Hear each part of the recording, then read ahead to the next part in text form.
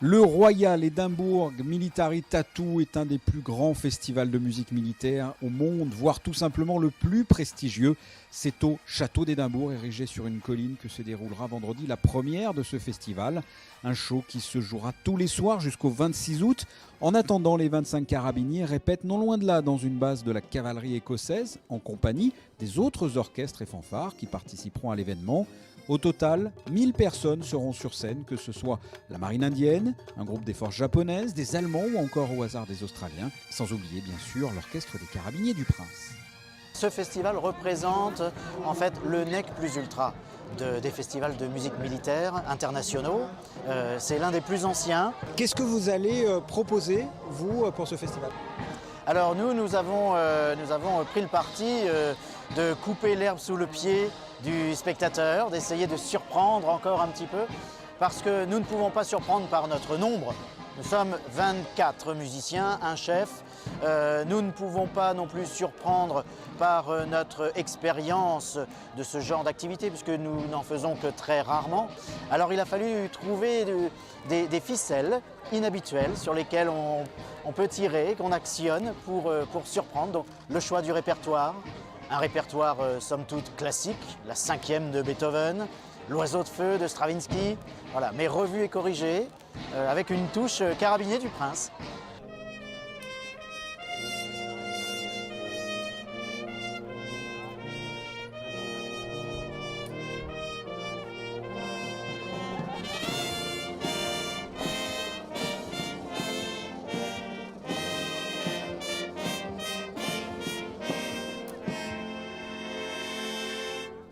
La princesse Anne, la fille de la reine Elisabeth II, est venue assister aux répétitions et s'est entretenue avec le chef d'orchestre des carabiniers et ses musiciens.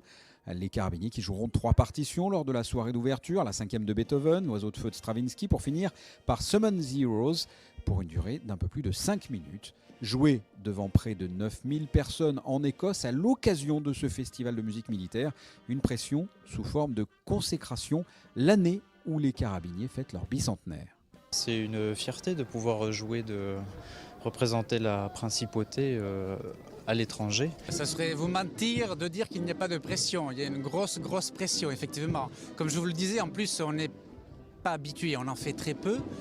Donc, devant autant de spectateurs qui apparemment sont des connaisseurs, ça va être difficile. Mais enfin, on joue, voilà, comme je vous l'ai dit, la fierté prime et on joue vraiment pour le souverain, pour ce qu'on représente. Une petite pointe de trac, mais ça c'est toujours bénéfique.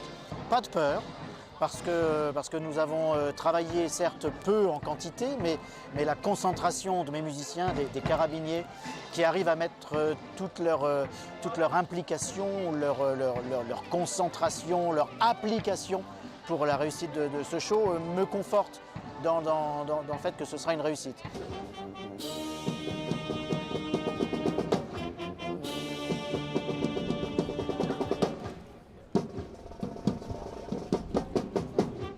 Le Royal Edinburgh Military Tattoo attire chaque soir 8800 personnes, soit 220 000 spectateurs sur les 25 jours de festival. Il se joue à guichet fermé. L'orchestre des carabiniers du Prince se produira le soir de l'ouverture, ce vendredi, et non pas sur la totalité du festival. Étant carabiniers avant tout, ils ont tous leurs obligations militaires en principauté. Et ce vendredi, pour la soirée d'ouverture, le prince Albert II sera présent et prendra la présidence. Autrement dit, il passera les troupes en revue.